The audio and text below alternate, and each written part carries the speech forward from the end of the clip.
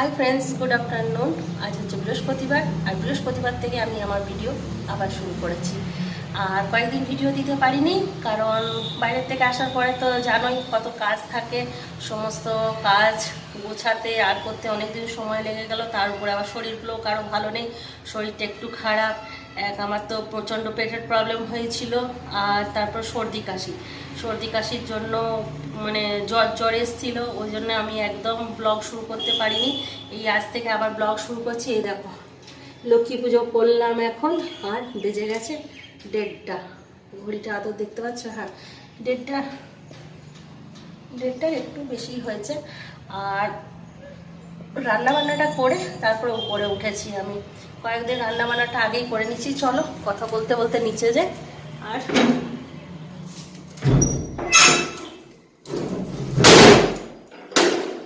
রান্নাবান্নাটা complete করেছি। কয়েকদিন শরীরটা ভালো নেই আর ব্লগও শুরু করিনি, সেই জন্য তোমার সকাল সকাল রান্নাটা করে নিচ্ছিলাম। সকাল সকাল রান্নাটা করে নিলে না কাজে একটু সুবিধা হচ্ছিল। আর সত্যি কথা তাই, ব্লগ না করলে না কাজ এত তাড়াতাড়ি হয়ে যায়, কিছু বলার না। রান্নাটা তো সবার আগে হয়ে গেছে, ওই জন্য না ভাবছি কি ব্লগ ছেড়ে দেবো। ব্লগটা যদি ছেড়ে দিই না, কাজকর্ম সব টাইমে টাইমে করতে পারবো। এই ব্লগের জন্য না আমার কাজকর্মর খুব দেরি হয়ে যাচ্ছে। তো এই 2-4 দিন ব্লগ করিনি, কাজ এত সুন্দর হয়েছে যে কিছু বলার না। এই দেখো, ব্যাগ খালি করে উপরে তুলে দিয়েছি। আর এইদিকে এখনো পর্যন্ত লক্ষ্মী পুজো করেছিলাম, সেই বাসনপত্রগুলো এখনো তোলা হয়নি। এগুলো সব তুলতে হবে। এগুলো সব যেমন সেদিন ধোয়া হয়েছে সেরকম ধোয়া পড়ে আছে, এরকম তো ফেলে রাখলে চলবে না, এগুলো সব তুলতে হবে।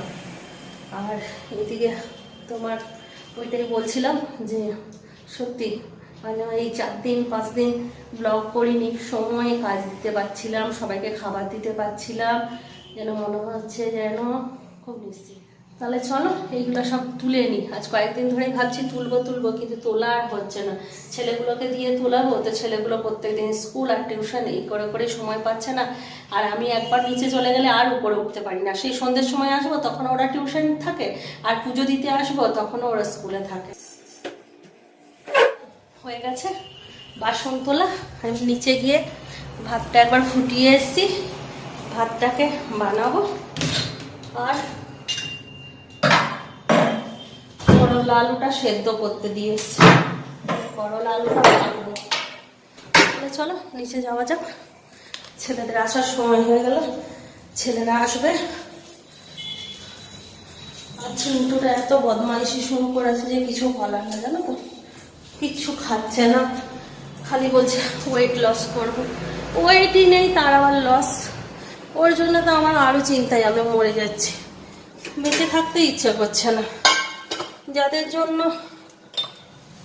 করছি তারা যদি সুস্থ না থাকে তাহলে কি বাঁচতে ইচ্ছে করে? সত্যি মনে হচ্ছে যেন মরে যায়, ভালো লাগে না। রান্না বান্না সকাল থেকে সংসারের কাজ জন্য, বলো তো দেখি। সংসারে সবাই ভালো থাকবে তবে না, কিন্তু কিছুতেই বুঝছে না। খালি বলছে ওয়েট লস করবো, ব্যায়াম করবে। এইসব করতে করতে একদম আমার মন মেজাজ খারাপ হয়ে যাচ্ছে। দিন দিন ওয়েটটা একদম কমে যাচ্ছে, আর তাও বলছে কিছু খাচ্ছে না। যা দিচ্ছি, মা এটা কমিয়ে দাও, ভাত কমিয়ে দাও, এই কমিয়ে দাও, ওই কমিয়ে দাও। আমার তো চিন্তা হয়, বোঝে না, একদম বোঝে না। ওদের এখন জানি না দিনকাল কেমন, এই জেনারেশনটা কেমন, কিন্তু খা আর এইদিকে ওয়েট লস কর। আমার মতে কিন্তু না, খালি বলছে ওয়েট লস করবো, আর খাবে না কিছু না। ওয়েটটা কিসের লস করবে বলো তো?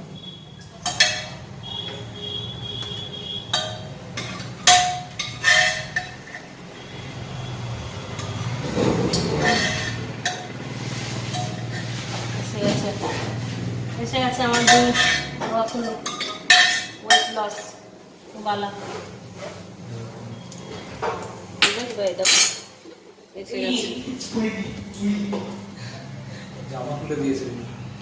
কি হয়েছে? জামা খুলে দিয়েছে তো খেয়েছিস? কি নিয়ে যাচ্ছে বলো তো? টিফিনে নিয়ে যাচ্ছে তোমার ডিম সেদ্ধ, যার কুসুমগুলো এই দেখো ঘুরিয়ে নিয়ে এসছে, কুসুম খাবে না। আর নিয়ে যাচ্ছে একটুখানি কাজু কিশমিশ আর 2টো আপেল। এই হচ্ছে ওর এখন টিফিন। মেয়েরা ফাটিয়ে দিতে হয়, দেখো কেউ যদি রাস্তায় দেখতে পারো কানটা মলে দিও তো ভালো করে, আমার জানাশোনা বলবে তো যে না খেয়ে খেয়ে ওয়েট লস হয় না, খেয়ে ওয়েট লস করতে হয়। এবার শরীর টরীর বলছে পেটটা একটু ব্যথা ব্যথা করছে, তারপরে শরীর এমনিও একটুখানি মানে কি বলবো উইকনেস ফিল করছে। আমার ভয় তো লাগছে জন্ডিস মর্নিং। দুটো কাজ বাকি ছিল, এক ভাত করা আর এক করলা মাখা। রিন্টু দাদা একটা সাবান দে।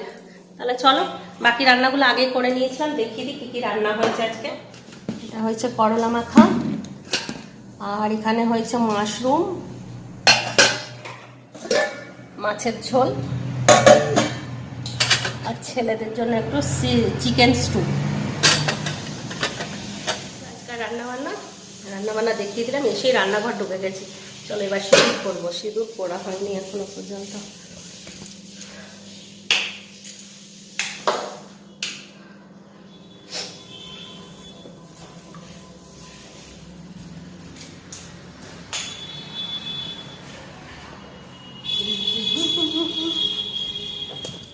সারাদিন ঘর পরিষ্কার করি যে তার ছেলেদের স্বভাব দেখো।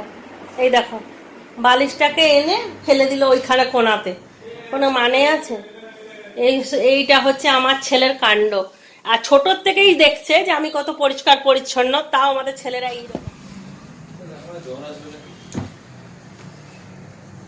চান করলি? ঘাটা গরম গরমই তো লাগছে। প্রেসার মাপলাম, প্রেসার কম আছে, জ্বর এসছে। বললেই হবে, ওকে আমি দেখাচ্ছি না, পুরো ও খালি গায়ে আছে, গামছা পরে আছে, আমাকে দেখাতে মানা করলো। এবং আমি সোফাটা ঠিক করছি তখনই বললো মা আমার গাটা জ্বর জ্বর করছে। নিয়ে আমি বললাম চ মেপে দিই। নিয়ে আমি ক্যামেরাটা রেখে আর মাপতে এলাম। ওর প্রেসার লো আছে, জ্বর আছে 104। চেন্নাই যে সুস্থ হওয়ার জন্য বললাম না, আর আমরা ঘরে এসে অসুস্থ হয়ে গেলাম সব। চেন্নাই ভালোই ছিলাম, এখানে এসে চেন্নাই বলছি ঘরে ভালোই ছিলাম, চেন্নাই থেকে এসে অসুস্থ হয়ে গেলাম। রিন্টু স্নান হয়ে গেছে, রিন্টুকে এবার খাবার দেবো, আর চিন্টুকে স্নান করে বেরোক, তারপর খাবার দেবো। বাবু এখন দাড়ি কাটবে, যে যাই হয়ে যাক, স্টাইল নেই ভুলনে কা, আবার নিজেই বলছি মানে আছে। আর আমার ঠান্ডা লেগেছে, ওই জন্য আমি একটু আস্তে আস্তে কথা বলছি। ফ্রমে আসতে একটু টাইম ঠান্ডা লেগেছিল, তুমিও সাবধানে থাকো, ঠান্ডা লাগার পরেই জ্বর হচ্ছে। জ্বর এসেছিল তো আমার কালকে। ভাইরাল ফিভার হোক, আমি মরে যাই, আমি তোদেরকে সামলাতে সামলাতে থকে যাচ্ছি। বাবা আর হচ্ছে না, হয় বেটার হচ্ছে, আবার এক বেটার ঠিক হচ্ছে, আবার আরেক বেটার হচ্ছে, পরিশান হয়ে যাচ্ছি আমি। আমারও যে একটা জীবন আছে, আমারও যে একটা শরীর আছে, তোরা কেউ বুঝিস? কোনোদিন বুঝিস না। আমাদেরকে দেখার মতন কেউ নেই, খালি ওদেরই সেবা করে যাও, ওদেরই সেবা করে যাও। আমি বলছি আমার কিছু হয়নি, আমি ঠিক আছি, আমি গেমস খেলে নিতে পারছি এমনি এর মধ্যে। দাঁড়া আসুক, ব্লাড টেস্টের রিপোর্টটা আসুক, তারপরে তুই বলবি। ঠিকই হবে, ঠিকই হবে, ডোন্ট বি নেগেটিভ। আমি চিন্টুকে খাবার দিয়ে দিই। আরে ভিডিও বানানো না, ওর ভিডিও বানানো যাবে, পিছন দিকে যাচ্ছি, ও খালি গায়ে আছে, তার উপরে আবার গামছা পরে আছে, ওই জন্য পিছন দিকে চলে এলাম আমি। চলো রিন্টুকে খাবার দিই।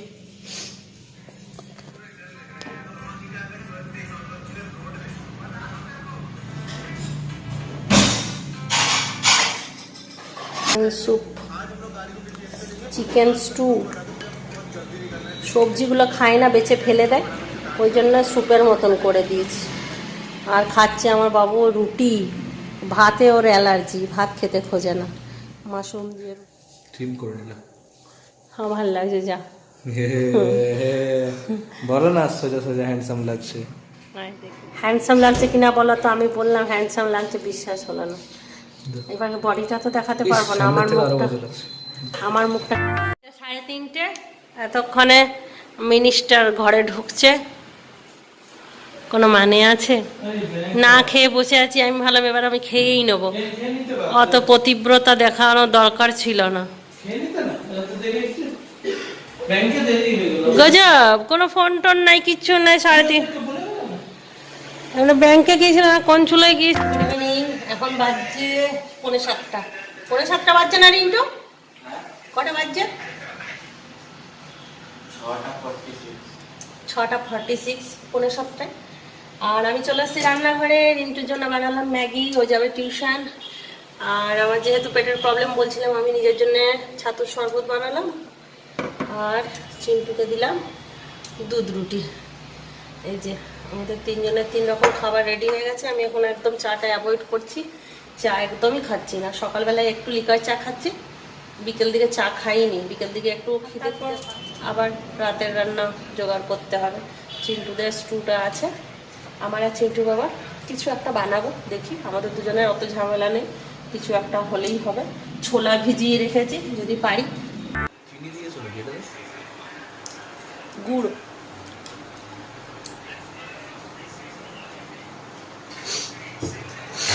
চিনি খাবো না বললি যে।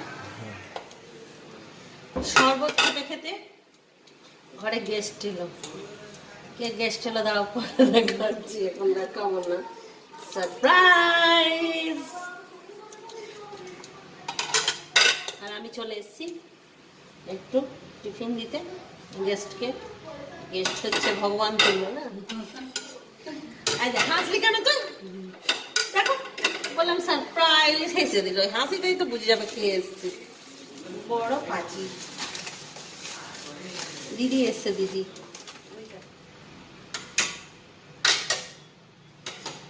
এই দেখো সিঙ্গাড়া, আম মিষ্টি আর চানাচুর।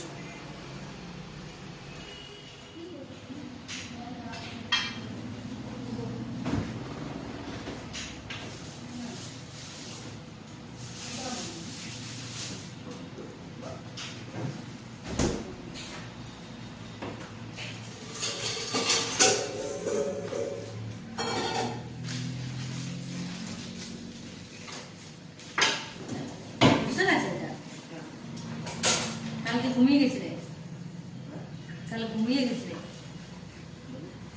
টিউশন যাওয়ার আগে ঘুমিয়ে গেছে। চলো একটু এবার ওদের চা বানিয়ে দিই। দিদি চলে গেল আর আমি রাতের সবজি চাপিয়ে দিয়েছি। এটাই হবে আজকে রাতের ডিনার আমাদের। ছোলা আলুর তরকারি, এখানে চিকেন স্টু আছে একটুখানি, ছেলেদের হয়ে যাবে। আর এখানে একটু ভাত আছে, একটু মাছের ঝোল আছে। রাতে আর মাছের ঝোল কেউ খাবে না, ভাত কেউ খাবে না, এটা ফ্রিজে ঢুকিয়ে দেবো।